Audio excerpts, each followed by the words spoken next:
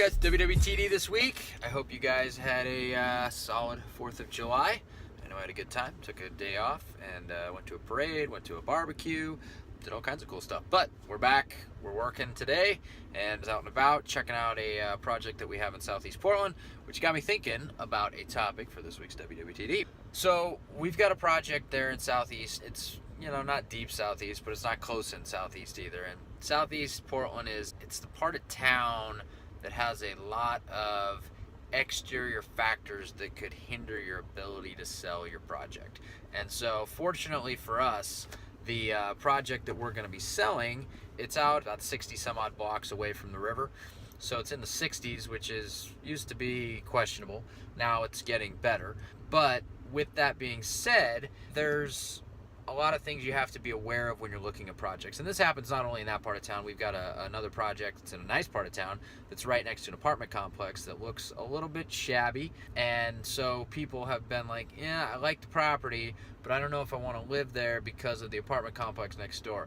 Now, we know the people in the apartment complex because it's a really nice part of town. They're not really, the tweaker type. They're not the type that are going to rob you or anything like that. But the exterior facade of the complex is run down because the guy that owns it is basically a slumlord that won't update his property. But that aside, people that are new to the area just don't know that, right? They don't know that really the quality of tenant is much higher than the exterior looks. But when you go to Southeast, a lot of times the quality of the exterior matches the type of tenant that you've potentially got next to your project. So there's a lot of things that you have to be aware of. Unfortunately, we have a large homeless problem as well here in the Portland market, and it's not going away anytime soon. It's just the reality of the world that we live in. So with that being said, that's another thing that you have to be aware of. There's a lot of broken down RVs and things like that that make a permanent home in front of houses or, on the same block as houses that you might be working on. There's a lot of tents that pop up. There's a lot of riffraff that comes with it. There's just a lot of things that you have to kind of take into account when you're doing a project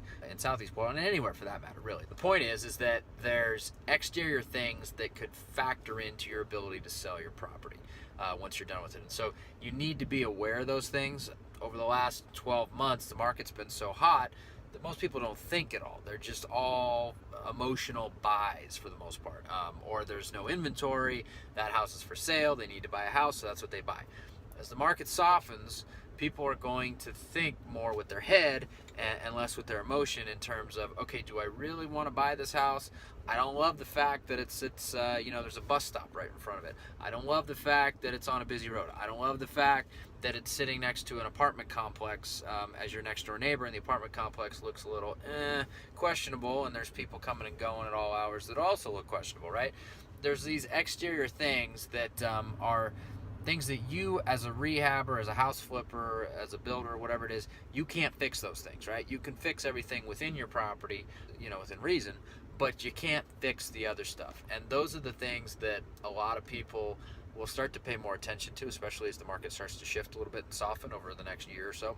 But you need to pay attention to it on the acquisition side. You need to factor that in to your buy price. Not to say you can't buy and flip those houses, but you need to be aware of those things because a lot of people are so tunnel vision fixated on the property and how much work the property needs, and they're not seeing the other stuff. And it comes with experience as an investor. You just have to recognize what it is that you as a personal homeowner or a personal homeowner with little kids may not want to see on that block, which would cause you to take that property off your list of potentials. So think about that, when you're buying projects, and at least factor in the pricing of what you're willing to pay for something if you're going to deal with those kind of exterior challenges that are outside of your control when it comes to selling your property. So that's this week's WWTD. Make sure to pay attention to that stuff. As I always say, I may not walk on water, but I do walk on my own job sites. See you guys next week.